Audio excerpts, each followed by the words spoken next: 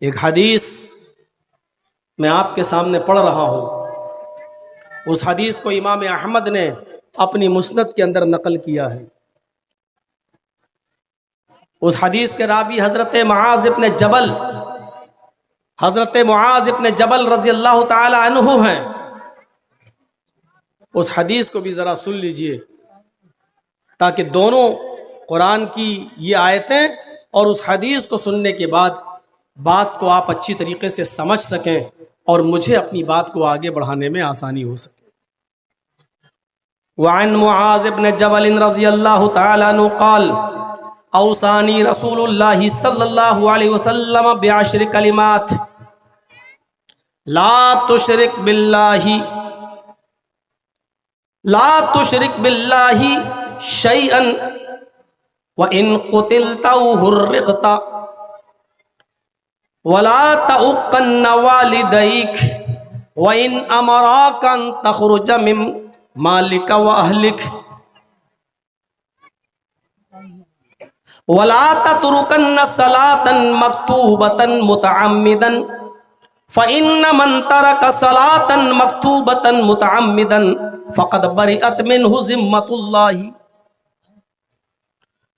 وَلَا تَشْرَبَنَّ خَمْرًا فَإِنَّهُ رَأْسُ كُلِّ فَاحِشَةٍ وَإِيَّاكَ بِالْمَعْصِيَةِ فَإِنَّ بِالْمَعْصِيَةِ حَلَّ سَخَطُ اللَّهِ عَزَّ وَجَلَّ۔ حدیث لمبی ہے، ضرورت پڑے گی تو آگے کے الفاظ بھی پڑھ دیے جائیں گے، ابھی میں صرف اسی پر اکتفا کر رہا ہوں۔ اس حدیث کے اندر 10 چیزیں بتائی گئی ہیں، میں نے 5 کا ذکر کیا ہے ابھی آپ کے سامنے۔ معاذ ابن جبل کہتے ہیں کہ اللہ کے رسول صلی اللہ علیہ وسلم نے مجھے 10 چیزوں کی وصیت کی۔ اوصانی رسول اللہ صلی اللہ علیہ وسلم بعشر کلمات، 10 کلمات کی، 10 چیزوں کی ہمیں وصیت کی۔ پہلی چیز اللہ کے نبی نے ہمیں کیا بتائی؟ لا تشرک باللہ شیئا ان قتلت او حرقت۔ اے معاذ، اللہ کے ساتھ کسی کو شریک مت کرنا۔ یہ 5 چیزیں آپ کو بہت آسانی سے یاد ہو سکتی ہیں، 10 میں سے میں نے 5 ہی کا ذکر کیا ہے۔ ان 5 چیزوں کو آپ اپنے ذہن میں رکھیے گا، ضرورت پڑے گی تو میں کسی کو بھی کھڑا کر کے پوچھ سکتا ہوں کہ 5 چیزیں میں نے کیا بتائی ہیں، اس لیے اس کو ذرا غور سے سنیے گا۔ پہلی چیز لا تشرک باللہ شیئا، اللہ کے ساتھ کسی کو بھی اور کچھ بھی شریک مت کرنا۔ ان قتلت او حرقت، چاہے تمہیں قتل کر دیا جائے یا تمہیں جلا کر راکھ کر دیا جائے، آگ میں جلا دیا جائے، اپنے آپ کو قتل کروا لینا، آگ میں جلا لینا، لیکن اللہ کے ساتھ کسی کو شریک نہیں کرنا۔ یہ پہلی چیز۔ دوسری چیز، سماج کے اندر یہ برائی بھی بہت ہے۔ دوسری چیز وَلَا تَعُقَّنَّ وَالِدَيْكَ، اپنے ماں باپ، والدین میں دونوں چیزیں شامل ہیں، ماں اور باپ دونوں۔ وَلَا تَعُقَّنَّ وَالِدَيْكَ، اپنے ماں اور باپ دونوں میں سے کسی کی نافرمانی مت کرنا، کسی کی حکم عدولی مت کرنا۔ وَإِنْ أَمَرَاكَ أَن تَخْرُجَ مِنْ أَهْلِكَ وَمَالِكَ، اگرچہ یہ تمہیں تمہارے ماں اور باپ تمہیں تمہارے گھر اور تمہیں تمہارے مال سے بے دخل کر دیں اور یہ کہہ دیں کہ اپنا مال اور اپنے بیوی بچے چھوڑ کے بھاگ جاؤ، اگرچہ وہ تمہیں تمہارے اہل و عیال اور بیوی بچوں اور تمہارے مال و دولت سے بے دخل کر دیں، اس کے باوجود گھر چھوڑ دینا، مال و دولت قربان کر دینا، اپنے بیوی بچوں کو ترک کر دینا، لیکن اپنے ماں اور باپ کی نافرمانی نہیں کرنا۔ بہت سخت بات ہے، آؤں گا بھی میں، ابھی تو صرف ترجمہ کر کے ایک ذہن بنا رہا ہوں آپ کا، تشریح پہ آؤں گا۔ 2 چیزیں پہلی چیز شرک مت کرنا، دوسری چیز ماں باپ کی نافرمانی مت کرنا، تیسری چیز وَلَا تَتْرُكَنَّ صَلَاةً مَكْتُوبَةً مُتَعَمِّدًا، کبھی بھی کسی بھی حال میں فرض نماز کو قصدن عمدن جان بوجھ کر مت چھوڑنا. اور سب کے اندر نون تاکید بانون ثقیلہ لگا ہوا ہے. لا تترکن، لا تترک نہیں کہا، لا تترکن، ہرگز کسی بھی حال میں، ہرگز کوئی بھی فرض نماز صلاتن مکتوبتن متعمدن قصدن عمدن جان بوجھ کر ترک مت کرنا، چھوڑنا نہیں. کیوں؟ فَإِنَّ، کیوں؟ من ترک صلاۃ متعمدا مکتوبۃ متعمدا فقد بریت منہ ذمۃ اللہ، جو قصدن عمدن جان بوجھ کر فرض نماز کو چھوڑ دیتا ہے، فقط بریت منہ ذمۃ اللہ، تو اللہ تعالیٰ کی اس کے اوپر کوئی ذمہ داری نہیں رہتی. اللہ تعالیٰ کی ذمہ داری سے وہ ہٹ جاتا ہے، اللہ بری ہو جاتا ہے. اب اللہ کے اوپر اس کی کوئی ذمہ داری نہیں ہے، وہ مرے کٹے سڑے کہیں بھی جائے، اللہ کے اوپر اب اس کی کوئی ذمہ داری نہیں ہے. اب تھوڑا سا خاموشی بننا چاہیے، کافی دیر ہو گئی مجھے بولتے ہوئے. تین چیزیں، اور چوتھی چیز معاشرے کا ناسور، وَلَا تَشْرَبَنَّ خَمْرًا، کسی بھی حال میں کبھی بھی شراب کو مت ہاتھ لگانا، شراب مت پینا. اور اس کی وجہ کیا بتائی؟ فَإِنَّهُ رَأْسُ كُلِّ فَاحِشَةٍ، ہر کھلی ہوئی برائی کی جڑ ہے، ہر فحش اور گندے کام کی جڑ ہے یہ سب شراب.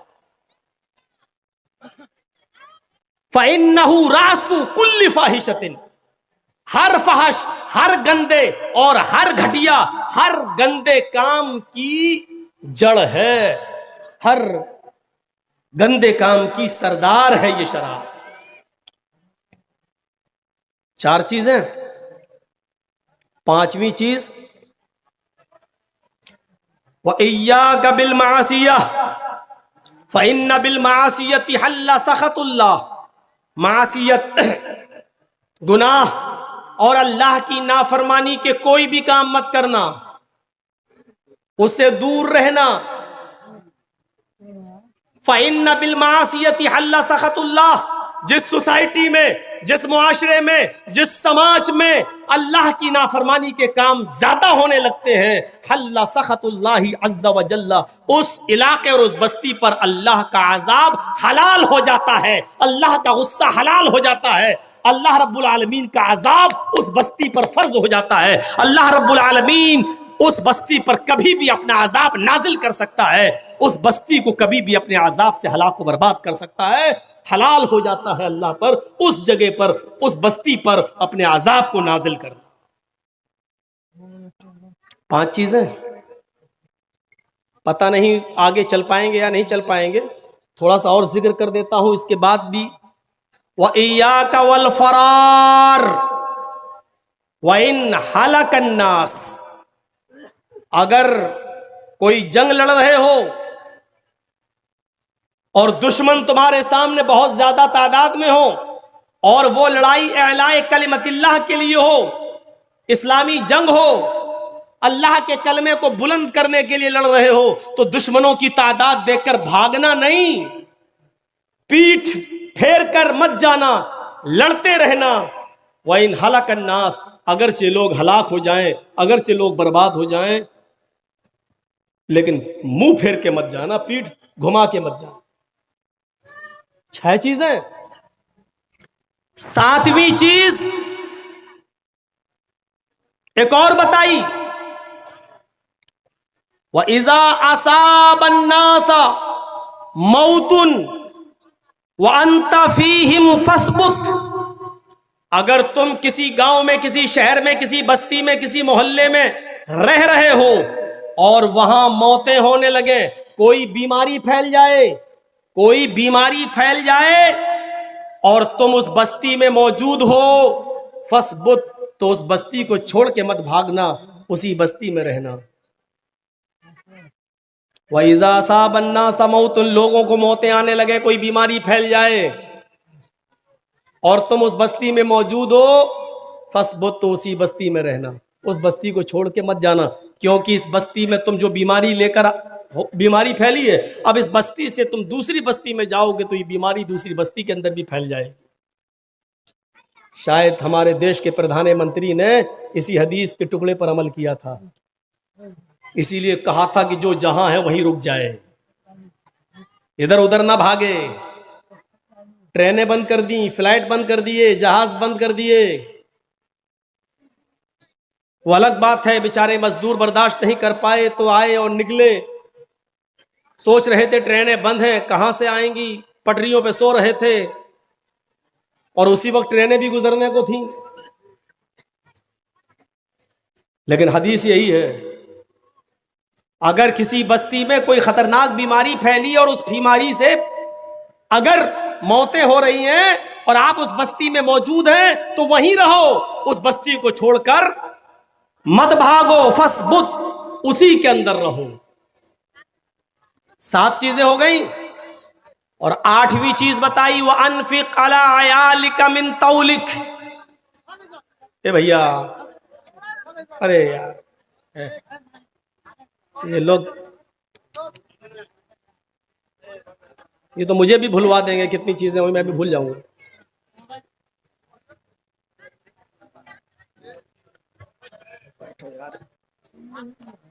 وَأَنفِقْ، 8ویں چیز پر غور کرنا، وَأَنفِقْ عَلَىٰ عَيَالِكَ مِن طَوْلِكَ، اپنے بیوی بچوں پر ان کی ضرورت کے مطابق خرچ کرنا، من طولک، حیثیت کے مطابق، استطاعت کے مطابق، اپنی طاقت بھر ان کے اوپر خرچ کرنا، اپنا ہاتھ روکنا نہیں۔ بیوی کو جتنی ضرورت ہو اس کی ضرورت پوری کیجئے، بچوں کو جتنی ضرورت ہو پوری کیجئے۔ خوش ہو رہی ہوں گی ہماری ماں بہنیں، مولانا صاحب نے بہت اچھی بات بتائی، جا کے کہیں گی آج اپنے گھر سے، دیکھا نہیں مولانا صاحب نے کتنی اچھی بات بتائی، خرچ کرو، کنجوسی کرتے۔ 8 چیز، لیکن شاید آگے والی چیز پر وہ ناراض ہو جائیں۔ 9ویں چیز اللہ کے رسول نے بتائی، وَلَا تَرْفَعْ عَنْهُمْ عَصَاكَ أَدَبًا، اپنے اہل و عیال، بیوی بچوں کے اوپر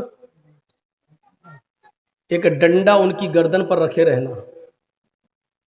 لا ترفع عنہم عصاک، اپنے لاٹھی کو اور اپنے ڈنڈے کو ان کے اوپر سے ہٹانا نہیں، ادبن، ادب سکھاتے رہنا، ادب کے طور پر، یعنی جب وہ حد سے آگے بڑھ جائیں اور شریعت کی پامالی کرنے لگے اور تمہارے بستر پر کسی ایسے شخص کو بیٹھنے کی اجازت یا لیٹنے کی اجازت دے جو تم پسند نہیں کرتے ہو، تو پھر تم ان کو ہلکی مار بھی سکتے ہو۔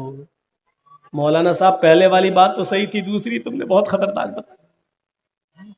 یہ حدیث ہے، یہ 9 چیزیں ہو گئیں۔ لا ترفع عنہم عصاک ادبا، ان کے اوپر ادب کی لاٹھی رکھے رہنا۔ اور 10ویں چیز بتائی، وہ اخفہم فی اللہ، اللہ سے ان کو ڈراتے رہنا، اللہ کے بارے میں ان کو ڈراتے رہنا، دیکھو یہ سچ ہے، یہ جھوٹ ہے، یہ غلط ہے، یہ صحیح ہے، یہ کرو گے تو جنت میں جاؤ گے، یہ کرو گے تو جہنم میں جاؤ گے، اس کے قریب نہ جاؤ، یہ کام کرو، اللہ کے سلسلے میں ان کو ڈراتے رہنا۔ وَأَخِفْهُمْ فِي اللَّهِ، اللہ کے بارے میں ان کو ڈراتے رہنا، قرآن و حدیث کی باتیں ان کو بتاتے رہنا۔ یہ 10 باتیں اس حدیث کے اندر بتائی ہیں۔ اوصانی رسول اللہ صلی اللہ علیہ وسلم بعشر کلمات، حضرت معاذ کہتے ہیں کہ 10 چیزوں کی نصیحت وصیت اللہ کے رسول نے ہمیں کی ہے۔ اللہ